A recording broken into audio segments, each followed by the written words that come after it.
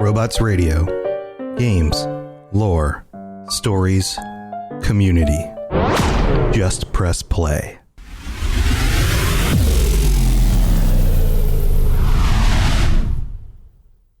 This show is brought to you by our patrons at patreon.com/ElderScrollsLorecast. Robots Radio presents The Elder Scrolls Lorecast. Welcome to the Elder Scrolls Lorecast, a place where the Elder Scrolls community can come together to discuss the boundaries of our knowledge about the universe of the Elder Scrolls.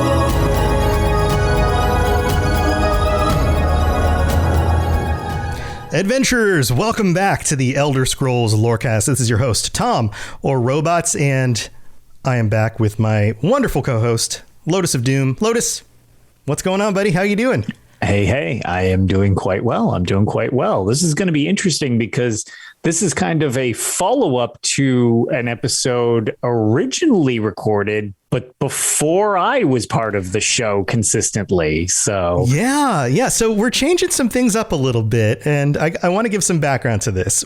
Today's episode is we're going back. We're going back in time, everybody. We're going back to I think this might have been episode 4 or 5. This is back when I was doing this is 3 years ago when I was doing the show by myself, and I started to tackle the Deadric Princes. We're going to be talking about Azura.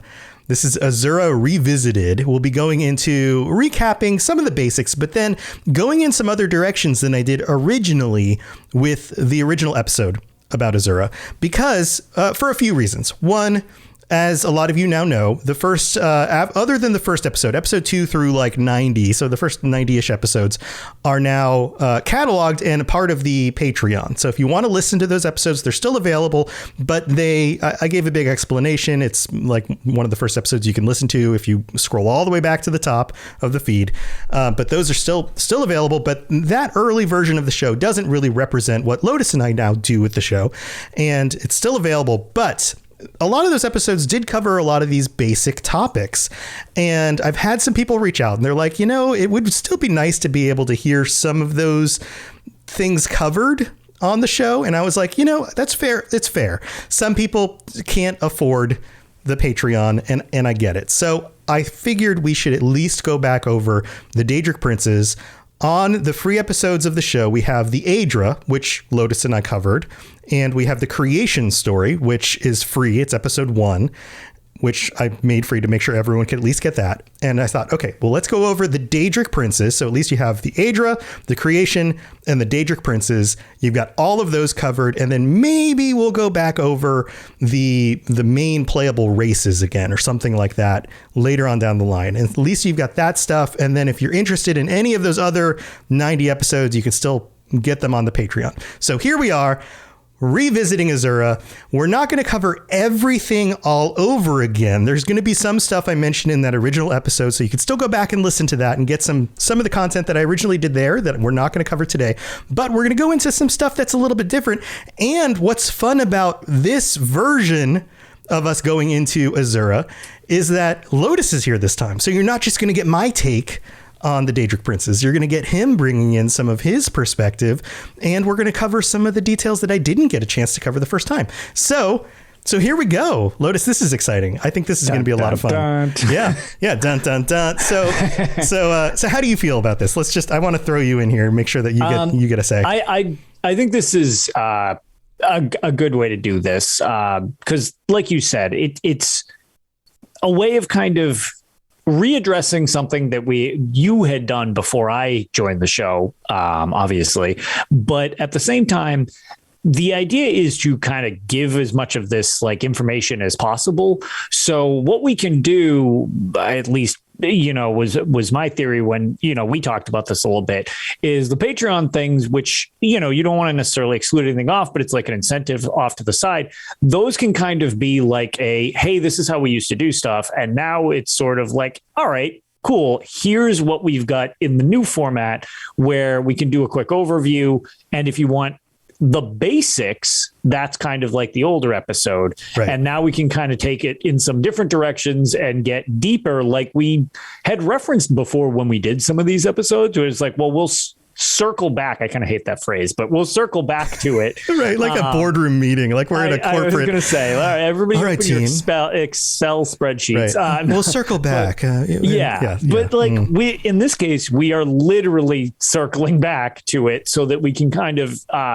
touch on a couple deeper things that you can have, and like it's a lot to do because there's so many Daedric Princes, so many races, so many areas in Tamriel. So it's like there's a lot to cover in topics that have already been covered. Right.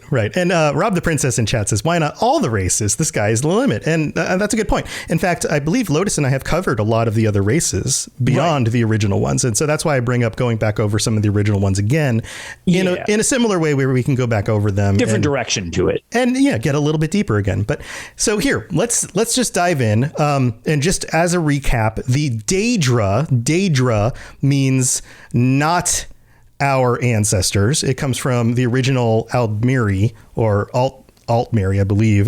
Originally Aldmiri became the Altmiri. The Altmer claim that the Daedra are not their ancestors because they believe that they were descended from the gods, but not from these specific powers. So Azura is one of the Deadric Princes, and prince is a term that is used very broadly. It means just royal power, roughly. Yeah, it's unlike in generic just English, it's not like a gender binary prince or princess. It's kind of ambiguous because the other thing, which in many of the stories and also from varying from game to game, Daedric Princes are gender fluid, gender neutral in many cases. That's not really something that applies to them because they're these weird out of universe, out of body beings in just varying degrees of power. So don't get too hung up, because when I first started the series, I was like, I kind of don't get it because it didn't click at first. I was like, wait, is that like a typo? This one's a prince. It's prince in a different word in this lore. Right. So Azura is particularly confusing because most of the time Azura presents themselves as feminine. And this is something that the Daedra and the Aedra have the ability to do. They choose how they present themselves. Right. They are powerful enough, and they are beyond the limitations of needing a physical body. But when they do decide to present themselves to mortals, they do so in a way that the mortals can, at least in some way, understand them. So they choose some form to present themselves. So Azura almost always presents themselves, so we'll say herself, as feminine, but we'd still call her a Daedric Prince. And according here, I'm just going to pull the text right from the UESP, and we're not going to do this a ton because this is what I did in those early episodes, but this is a great synopsis right at the top. Azura, the Queen of Dawn and Dusk, also known as Azura of the Crimson Gate, the Mother Soul, Moonshadow, Mother of the Rose, Queen of the Night Sky, and the Rim of All Holes, the Cosmic Severer, and called Azura by the Khajiit. And so she's got a bunch of titles. She shows up a lot throughout history in lots of different ways, and like many of the Daedric Princes, is almost always getting in the affairs of the mortals for some reason of her own. And this is another aspect of the Daedra, is that they tend to have reasons that we don't necessarily understand because they are beyond our own mortal limitations. We try to understand why they're messing in our world, but as if we're individuals, in the mortal realm, but we can't understand. So the Daedra in general, and especially the Daedric Princes, are other. Their motivations are different than ours. But what we do understand is that most of the time, each Daedric Prince tends to be of a certain a certain type. And this is something that we talk about a lot. Like we talked with our patrons when we were talking about villains, and we were talking about how certain Daedric princes tend to have kind of an MO. They tend to do certain things or create certain things, and they tend to represent certain kinds of things that we as mortals can represent as destruction or ambition, or like these, we can kind of boil them down to certain types of words. And she's not that different in that she represents certain kinds of things. So for example, her sphere is dawn and dusk, the magic in between realms of twilight, mystery, magic, fate, prophecy, and then also vanity and egotism. So when you think about her, think about those types of things, this mystery, magic, fate, prophecy. And then the one big thing with Azura is that whereas so many of the other Daedric princes don't really care what their followers think of them, as long as they maintain a certain following, as long as they are worshipped by the mortals that they have brought to their cause, they're good. Azura wants to be loved. This is very much so. Yeah, this is her big thing, is that she not only wants to build a following, she doesn't want to just be worshipped, she wants to be loved. And that is something that distinctly separates her from the other Daedra. Yes. And kind of playing off that, almost, I guess you could kind of say this is, she's the most extreme example. We had mentioned, kind of a little bit more of, she tends to meddle a bit more in human affair, or not necessarily just humans, Mar as well, but like mortal affair. Yeah. Mortal affairs. Yeah. Exactly. That's the word I'm looking for. The thing is, she is possibly the most, what with this idea of wanting to be loved and everything like that. When you've got some that we had discussed, Molag Bal and stuff, being like, okay, this is like Snidely Whiplash twirling villain type of deal. Right. She's possibly the most benevolent or quote unquote good of the Daedric princes. Meridia is also possibly regularly mistakenly put in that category. She seems to be good, right? Yes, right. Almost to the point of chaotically good, but it then turns out it's got like these weird. Regardless, the thing is with Azura, if she's trying to get people to love her, it will be advantageous to her to have people want to love her. So as a result, she's going to do things that most likely would make mortals happy.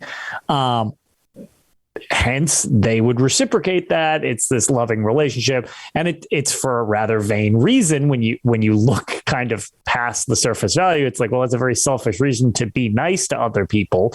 But it's one of those situations where mortals generally, not always, generally will have probably a better experience dealing with Azura than some of the other ones, that are either just straight up nefarious or really that this isn't a goal of theirs, since she actually does care about what mortals think of her. Right. She tends to be more approachable than a lot of the other Daedric princes. Yes. She's not the going to... The illusion of being good is more prevalent with her. Right. She and because of that, she's highly worshipped. There are temples to her in many locations across many different societies.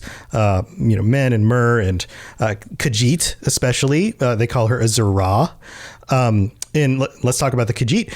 In the Khajiiti lore, she is the one they attribute to having introduced moon sugar into their culture. And as we know, moon sugar is a very important export. It's a very important part of their trade, but it's also an important ingredient in in skooma. I was like, the word just fell out of my head. In skooma, which is very, very important to the Khajiit. So now did she do that because that is beneficial to the Khajiit, or did she do that because it was beneficial to herself and brought about more love? Did that keep them hooked to her in a way? Exactly. Deal? Is she is she their sugar mama? Yes, literally in this case. Right. So, and what's also interesting about this is in the Khajiit lore, she was a spawn of Fadime, that's the Khajiit word for Padme. Yep. And when we go back into the creation story, Anu and Padme, you've got order and chaos and all of that. We're not going to recap all of that here, but that goes back to this one of the potential explanations that gets tossed around in the mythologies of the Daedra being descended from the Padmeic side of the creation, and that the Daedra themselves are more in line with chaos than with order. And there's a lot that is disputed about that in some of the different faiths, and that isn't actually a lot of the faiths don't side with that explanation. But I think that there is probably some if that isn't necessarily true, there is some true-ish feelings to that, in that the Daedra feel to be chaotic, if that makes sense. Well, it's because they're so unpredictable. Right. The inability of mortals supposedly to understand these, millennia old, occasionally kalpa spanning beings. It's just like, it could seem like it has one direction, but it could be something that's a long play from another plan that's gone through several iterations. Like it's very hard to keep track of. And as a result, a lot of their actions can seem super chaotic to that point. Right. So in the actual story, so according to Khajiit legend, Azura was one of the many children of Fadime, and the only of her children who did not abandon her as she neared death. Fadime gave Azura 3 secrets as a reward for her loyalty, telling her to choose one of the children of Nirni, so Nirn, the mortal races, and change them and name them Khajiit, or Khajiit. Right. The Khajiit were given 3 gifts: to be the most beautiful, clever, and fastest creatures in the world. So this, of course, ties back to the Khajiit lore about all of this stuff and why they think so highly of themselves in those regards. But it's interesting, and it ties back to this part of the nature of why people think the Daedra are tied to Padme and all of that stuff, at least in the Khajiit side of the lore. So there's a lot of these things that kind of cross certain cultural boundaries as well, which is interesting. So another culture that's very tied to Azura are the Dunmer, the Dark Elves, and this has a lot to do with the very tied, very, very, very tied. This has a lot to do with the anticipations, the tribunal, and then of course the story of the Elder Scrolls 3 Morrowind. And we could do, Lotus, you and I could do an entire month of episodes on all of this. Right. Long story short, Azura, Boethia, and Meridia. Is that the other one? Mephala. I'm sorry, Mephala. Yeah. I knew the other M. Are considered in Dunmer faith as the good Daedra. They're the ones who helped the Dunmer out, and they're the ones that were originally worshipped by the Dunmer. They're the anticipations of the tribunal. So Thassil, Almalexia, and Vivek. Right. And all of this stuff was well and good until the events of the Elder Scrolls 3, where Azura decided, well, you know what? It's time for a change. And she's actually behind the events of the Nerevar, the character that you play in the Elder Scrolls 3. And all of basically the main events in the Elder Scrolls 3 are all brought to fruition through Azura and her guidance of the main character. Right. And again, we had mentioned kind of like plans coming about over time. And it's like, this was a very long play, basically to provide a form of exacting revenge on the tribunal for betraying Indral Nerevar back at the Battle of Red Mountain, which was, way back when they kind of like came into their divinity. And it's like, this was a slow play to get back at them, which that, without, like you said, going through the entirety of Elder Scrolls 3 Morrowind, that's where you come into play as the main character of the Nerevarine. Like, the resurrected Nerevar. Yes. Yeah. Right. So like, that's just it. And it's like, there's a lot at play as to who's right, who's wrong, who's getting betrayed. Everybody seems like they're getting betrayed at some point during that storyline from the Battle of Red Mountain onward type of deal. And it's also, a direct tie-in, which we'll get into in a little bit, with a lot of the Dromeri, because they're eliminated at the Battle of Red Mountain type of thing. And that's another Murish race that's very tied into the whole Morrowind thing.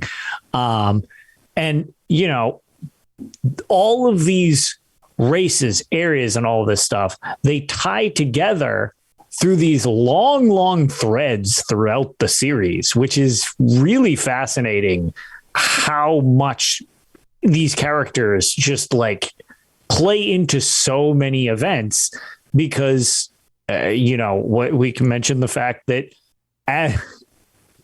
from the vanity and that side of things, when Azura was basically felt slighted that Indral Nerevar was betrayed,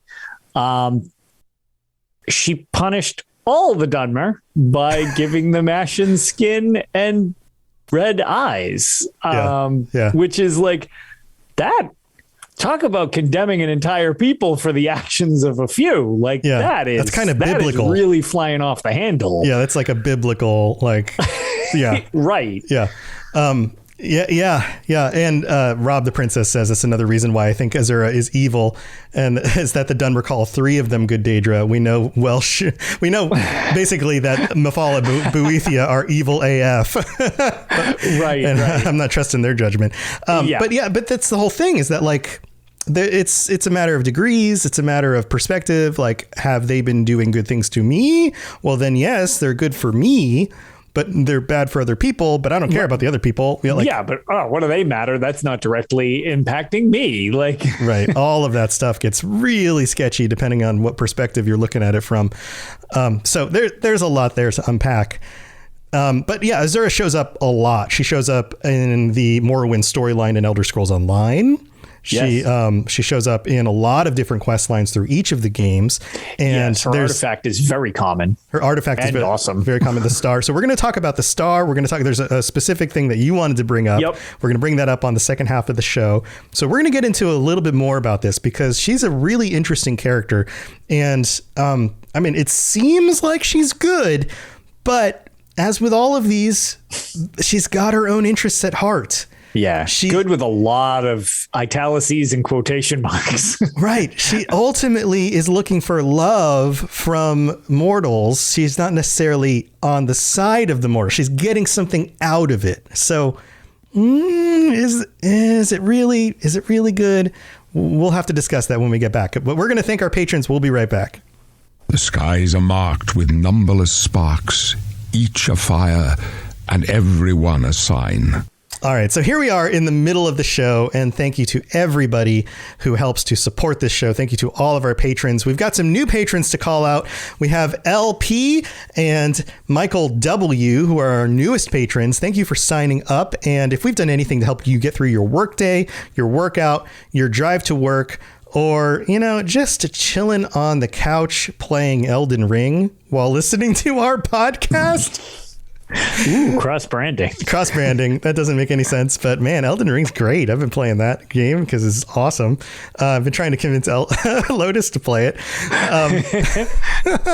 Then go to patreon.com/Elder Scrolls Lorecast and check out all the different things you can get. And we really do appreciate your support. Holy crap, 76 of you guys who are now our patrons. You can get ad-free episodes. You can get t-shirts. You can join us on future episodes of the show. And a big shout out to our tier 5 supporters, Mr. Gummy Boy and Noodle Al Dente. You guys are awesome. Thank you to all of you guys. And I can't wait. I've got some more notifications about some new things being wrapped up from production and being shipped out. So hopefully some of you guys are getting some new t-shirts and stickers pretty soon. So that's always exciting. And this is also part of the show where we do the part where I get to read the new reviews and stuff. But we don't have any new reviews on Apple Podcasts. So if you are enjoying the show and you listen on Apple Podcasts, drop us a 5-star rating with a review. I would love to read out your message on a future episode of the show. And if you listen on Spotify, you can also leave us a rating on there. Any 5-star ratings really do help us out. It's one of those things where it's like, it's either 5 stars or it's like, it's kind of crappy. So ironically, it's 5 stars or you hate us, which is weird. It's kind of dumb. But even if that's not the case. But if you enjoy the show, please give us a 5-star rating. It really, really does help. And we really do appreciate it. But thank you to everybody who supports the show. You guys are amazing. You help me make this a career, and I really do appreciate it. And also, one last thing, I have officially launched the Lord of the Rings Lorecast. If you didn't catch that, I announced it on the last episode of the show, and it is available. The next episode 2 will be up on Monday for everybody. Mondays will be the official new episode days, and it is a big project. There's a lot to talk about. I start with the creation of Tolkien's world, and I'm super proud of it. I'm taking everything I've learned from this show and all the other lorecasts that I do, putting out a brand new show. I think you guys are going to love it. If you love The Lord of the Rings, The Hobbit, The Silmarillion, and want to learn more about the background of the world, I've been watching a lot of J.R.R. Tolkien's interviews from the 1960s. Man, there's a lot of cool stuff I'll be talking about on that show. So go check it out. Whatever podcatcher you're listening to this on right now, just go look it up. It's available everywhere. I'd love for you to check it out. But thanks again to all of our patrons. Let's get to the rest of the show. Yes, you're entirely brilliant. Conquering madness and all that. Blah, blah, blah, blah, blah. So, yeah, this is a funny thing that I was going to bring up. Jay Austin in chat says the adoring fan mentions her name at least 1 billion times. So remember the adoring fan from Oblivion? Yes, I was actually just responding to that in chat. Yeah. He's got that like the funny hair. It's like by yellow. By Azura. Yes. With his little blonde faux hawk. Oh my God. Yeah. You can tell that like he is a big fan of Azura. Yeah, that's one of those funny little things to point out. But Lotus, let's talk about your little bit that you wanted to talk about. All right. So the one I specifically wanted to mention, which I needed to look up specifically before the show, is a story called Ancient Tales of the Dwemer, Part 11, Azura and the Box. This is a really good story. I don't really know. I'm not good at just reading exactly off a thing without pauses. So I don't know if it's worth reading exactly. So I will say, look up the actual book as opposed to me dictating it to you. But what I'll do is just kind of give a quick synopsis. But the idea behind this book is it shows some of the fallibility of the Deadric Princes, which is interesting because so oftentimes it just seems like they're basically these gods that have limitless power. And they try to present themselves that way. Yes, they definitely do. And they are very powerful. However, I had mentioned before that the Dwemer very much have little to do with religion in this world and much more to do with hard science. It seemed like that was really their thing. They were very cold. They were very calculating.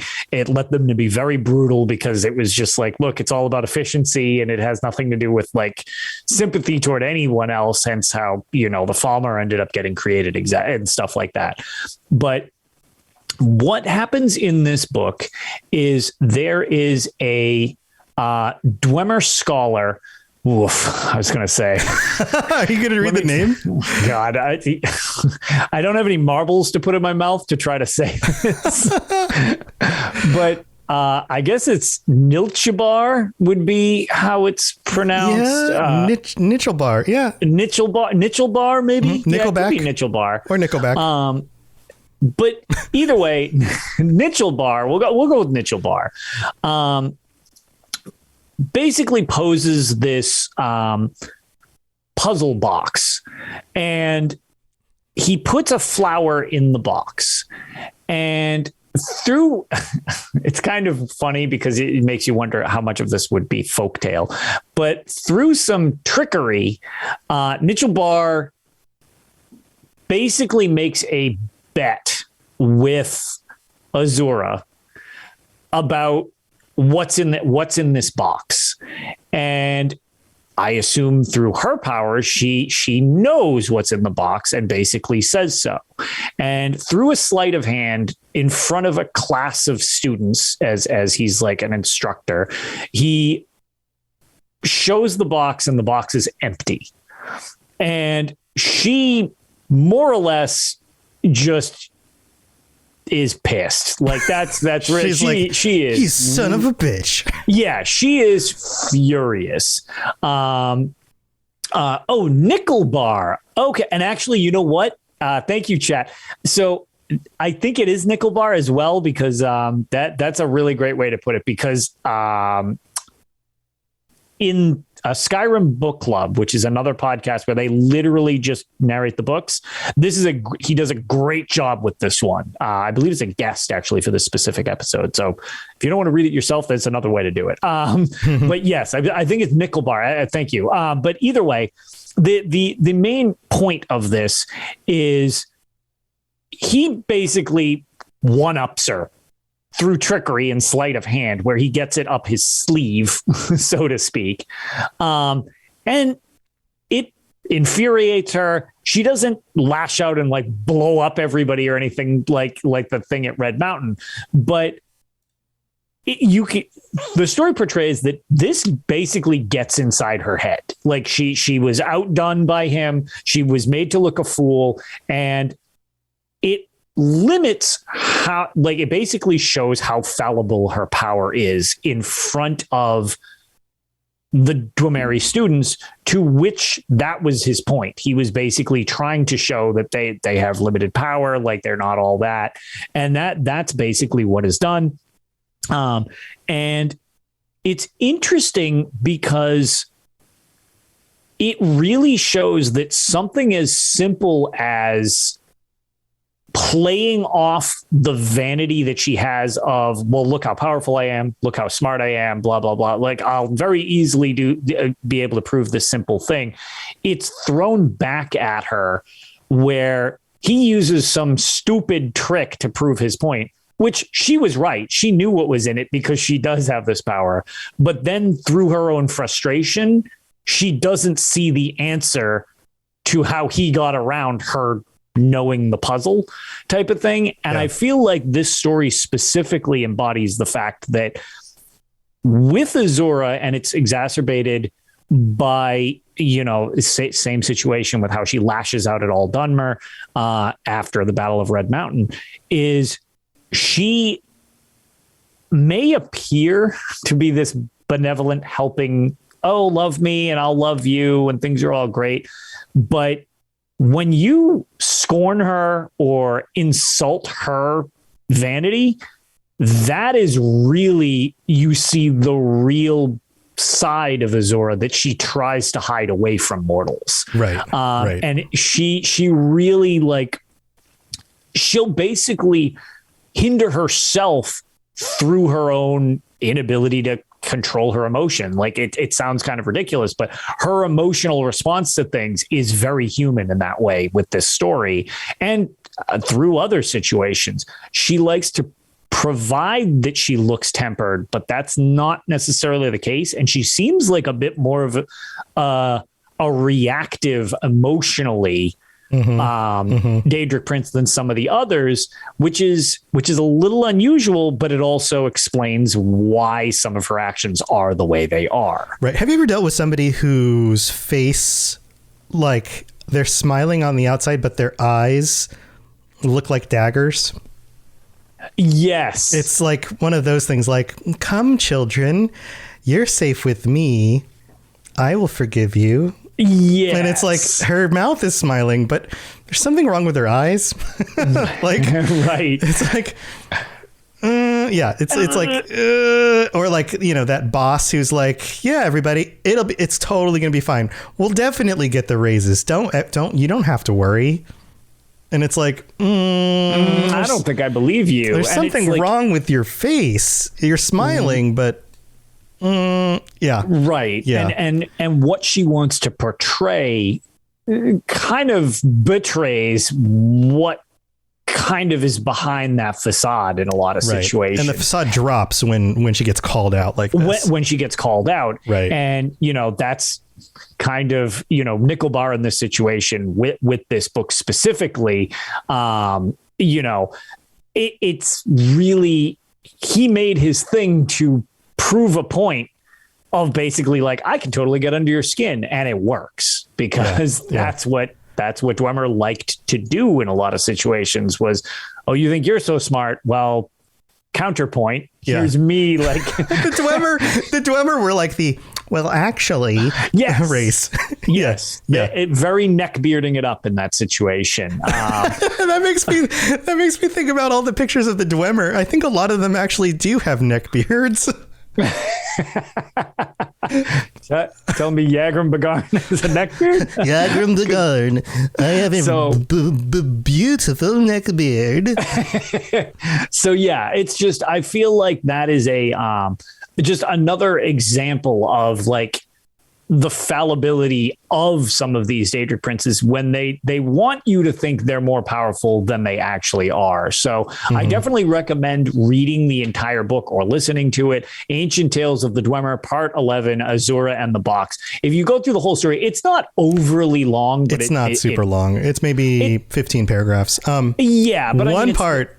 Can I point out one part on here? Yes, please do, because I love this book. The first paragraph after the publisher's note towards the bottom says, "This is another tale whose origin is unmistakably Dwemer. Again, the words of some Aldmeris translations are quite different, but the essence of the story is the same. The Dunmer have a similar tale about Nickelbar, but in the Dunmer version, Azura recognizes the trick and refuses to answer the question. She slays the Dwemer present for their skepticism and curses the Dunmer for blasphemy." It was funny because that's actually, I'm glad you brought that up because that was how I wanted to end. The alternate version of this is so funny because like it's even more extreme where I said it's not like she just blows everybody up. Unless you read the other version, which is annotated at the bottom, where it's like, oh, no, actually, she goes completely nuts and murders people and curses other people. It's like, okay, so that made her like even less refined. Like, right. But I mean, just think about it. Like we, the mortals, are ants to these powerful creatures. Right. And it's very much, how dare you even presume to one up me? Like the fact that you would dare to try to outsmart me is in and of itself an insult. Right. Like how dare you, Squish? Yeah. Like exactly. I don't need this. Yep. I've got better things to do. Giant magnifying glass, and suddenly it's the star part of Moon and Star. And I even decided to give you 2 minutes of my time. Right. It's like, how dare you waste them? Right. So, So it's a very, very, very amusing read if you get the chance. Yeah. So a few other things I want to point out. Azura's symbols are the star, the five-sided star. It looks like a sun or a star, and the moon. And the shirts that I designed for the Patreon, there's a star and a moon. So we have all the Daedric Princes symbols. Yep. So that one, some of you guys will be getting or already have. And the 5 points of the star are also part of the aspects of Azura worship. This is something I don't think I went over on the first time we covered Azura. And they are prophecy. So prophecy is her province, and that which is seen by the night sky, or by the night sky queen, must eventuate, however dimly it may appear to mortal foresight. For mortals are not all given the gift of crystal vision, nor can they always endure knowledge of the truth.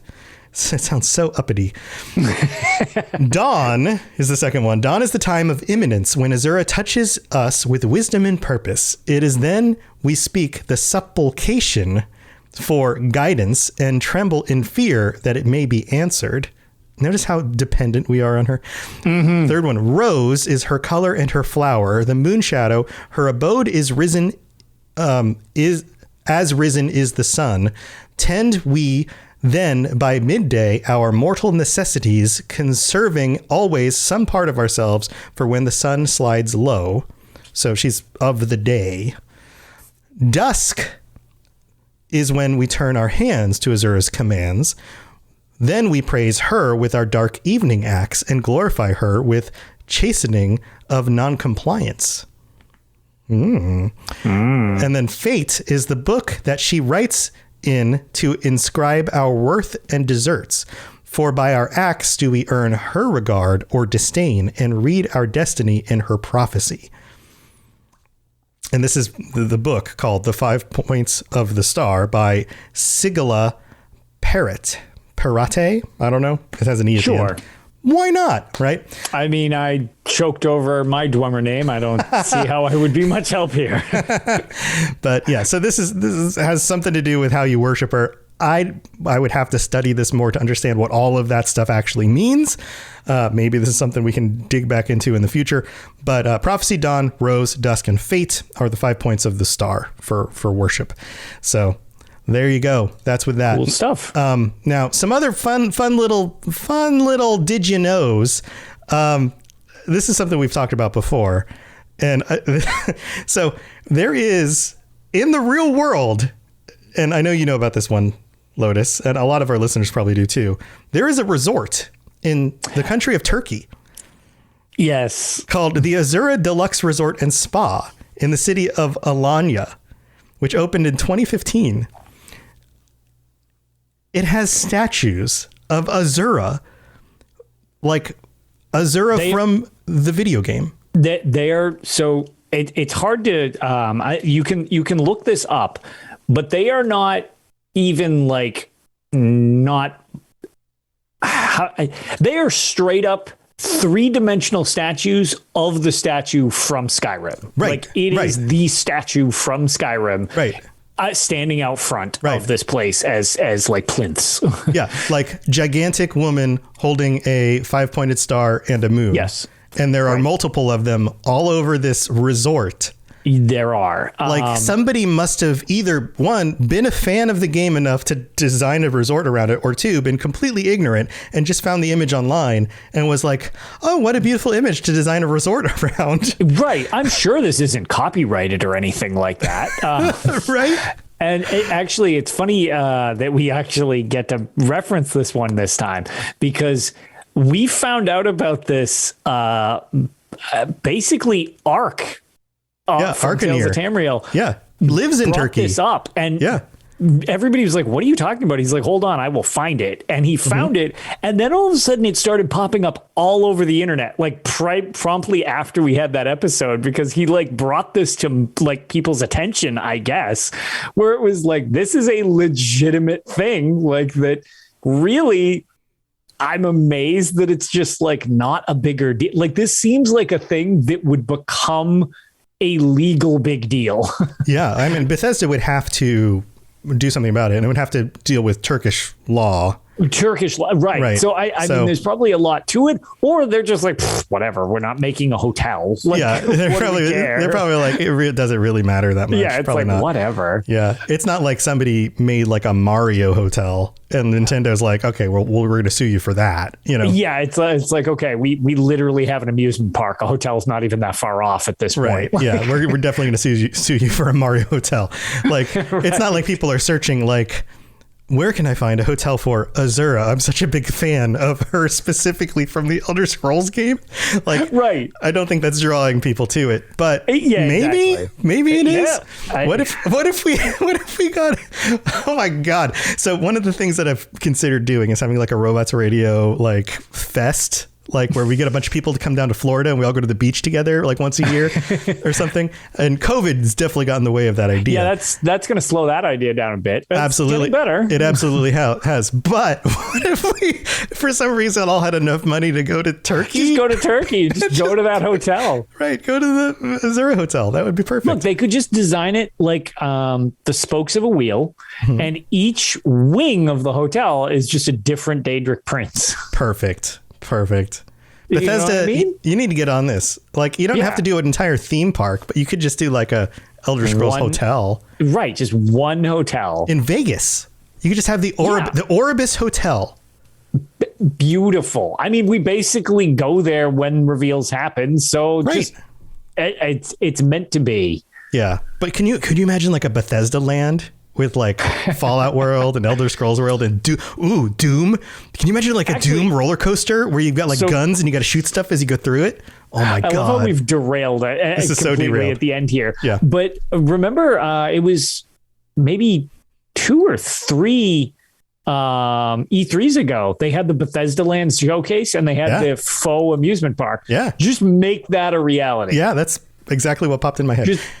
Just make that a reality. Oh my God, yeah, Doom laser tag. Oh my God, that would be awesome. And then some dude shows up in like a big monster suit and you got to like take him down like that. Oh man, that would be awesome. All right. So anyway, other things of note. This is actually really cool here. Do you guys remember who Linda Carter is? Yeah. Do you know the name Linda Carter? Wonder Woman, as well as I was going to say, many a voice in the Elder Scrolls series. Yep. Yes. She's voiced a lot of characters. She was also the Miss World USA pageant winner. Yep. But yeah, she was a Wonder Woman in the 1970s. Yeah, she was the wife of, oh my God, I'm spacing on his name. He passed away. The owner of ZeniMax. Oh, really? Okay. Yes. Yeah, I don't think I realized. Oh, yeah. Okay, now that you say that does ring a bell. Why can't I think of his name? Oh my God. I can't think of his name either. Because he was supposedly a super nice dude from everything I've heard. Yeah, it was about a year and a half, 2 years ago? A little while ago. Yeah. That was unfortunate. She is the voice of Azura. She, famous actress, played Wonder Woman in the 70s, like, a leading female role in a superhero TV series. Robert Altman, by the way. Sorry. That was really going to bother me not actually mentioning. Yeah. But yeah, Robert Altman was who it was. Right. So here she is. This is some of the end dialogue. So spoilers if you don't want to know the end dialogue for The Elder Scrolls 3 Morrowind, which is almost 20 years old at this point. Oh my God, 18 years old, I think. I'm literally turning into a skeleton on screen because that's like my favorite game. Isn't that amazing? I played that in like high school. So check this out. This is her as Azura in that game. But let the weeping cease. The blight is gone, and the sun's golden honey gilds the land. Hail, Saviour, Hortator, and Nerevarine, your people look to you for protection. Monster and villains, great and small, still threaten the people of Vardenfell. Enemies and evils abound, yet indomitable will might rid Morrowind of all its ills. For you, our thanks and blessing, our gift and token given, come, take this thing from the hand of God. This thing from the hand of God. Yeah, she's not humble in any way, is she? No, she's very grounded. Very grounded. But I thought that was really cool too. Yeah. So, and then of course the adoring fan. That was the other thing I wanted to bring up. But one of our live chat. Oh yeah, members. Yeah. The adoring fan from Elder Scrolls 4 Morrowind is very amusing. Yeah. Yeah, but there's shrines all over the place. She shows up in a lot of. She's a more quests. Prominently displayed Daedric Prince than some of the others as well. It's almost like she's a little more universally accepted, whereas some of the shrines and stuff are a little more set back. They're hidden. They're not talked about quite as much. Specifically, the one in Skyrim. It looks like a freaking monument, like out by Windhelm. It's just like this thing is a landmark. It is not hidden. It is prominently displayed. So yeah, that's this is interesting. Villain in chat looked it up. May 1st, 2002 was when Morrowind came out. I was thinking 2004. So It will be 20 years. Yes. Oh my gosh. Holy mother. Mm-hmm. By Azura. Yeah, by Azura. Yes. Oh my gosh. But yeah, it makes sense. I mean, she's a little bit more acceptable, even if there might be daggers underneath those eyes. Right. Exactly. So there you go.